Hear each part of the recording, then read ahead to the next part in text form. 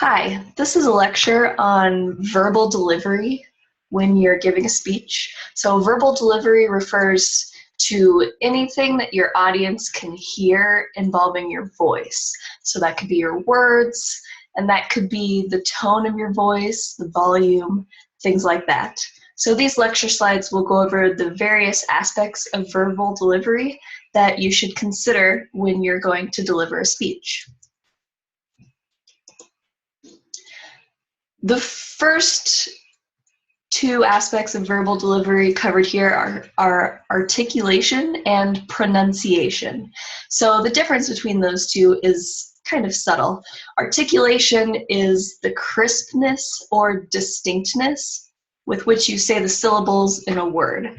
So if you run syllables together when you speak, that's an example of poor articulation.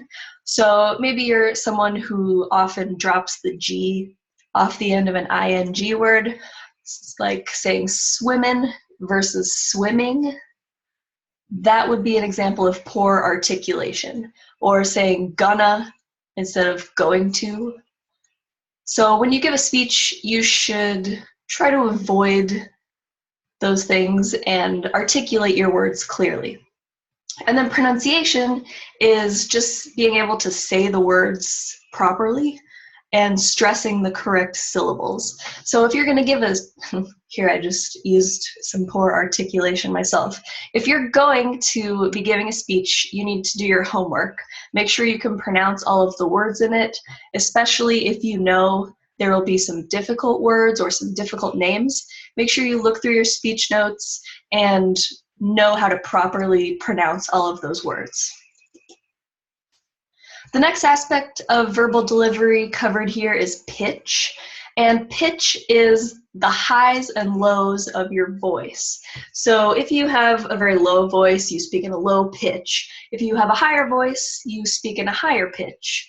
But what you want to remember about pitch is that you want to avoid speaking in a monotone.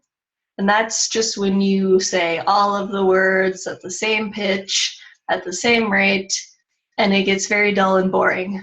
So you want to avoid sounding like this guy.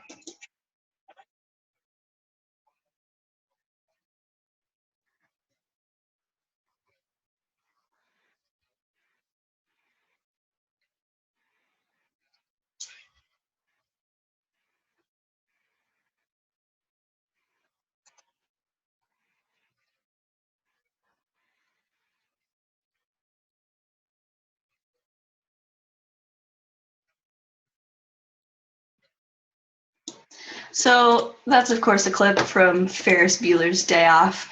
No one wants to listen to someone who's speaking in a monotone like that. So you want to make sure you use inflection when you're speaking, and inflection is just the term that refers to altering your vocal tone or pitch, and usually you use inflection to create emphasis on certain words.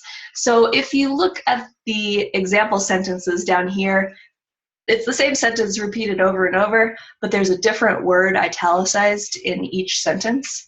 So I'm going to show you how to put inflection on each of those words, and that's something that you can practice on your own.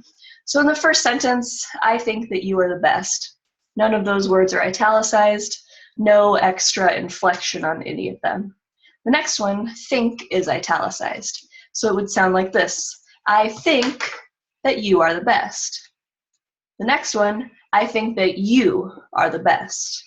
And the last one, I think that you are the best. So whenever you're delivering a speech, you can use inflection to emphasize important words or important ideas, and that will make them stand out more for your audience. The next aspect of verbal delivery that we'll talk about is rate. And rate is the speed at which you speak. So you kind of have to find a sweet spot with your rate.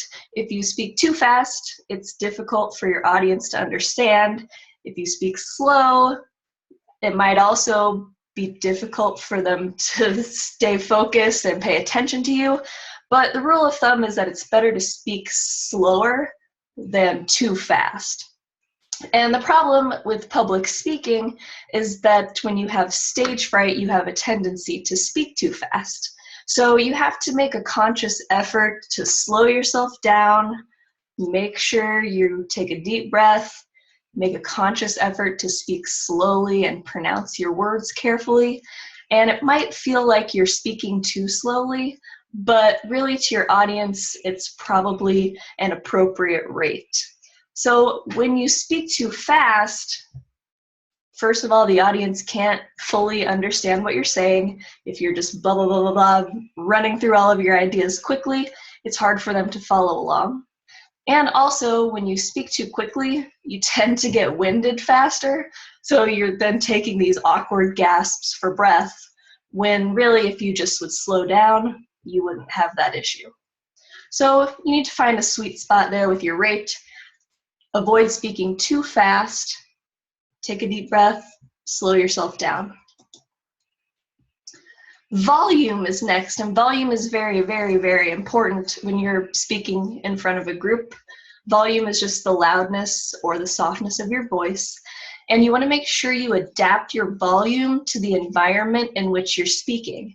So if you're speaking in a classroom that has loud fans going or windows open with traffic noise outside, you need to adjust your volume to make sure your audience can hear you over those outside noises. And you should be able to be heard easily by all the parts of the audience. So think about the people in the back corners. Make sure you're projecting your voice to them as well as the people in the front. So depending on what's going on in the environment where you're giving your speech, you might feel like you're shouting, but remember, you're reaching every audience member, you're reaching even the people in the back corner.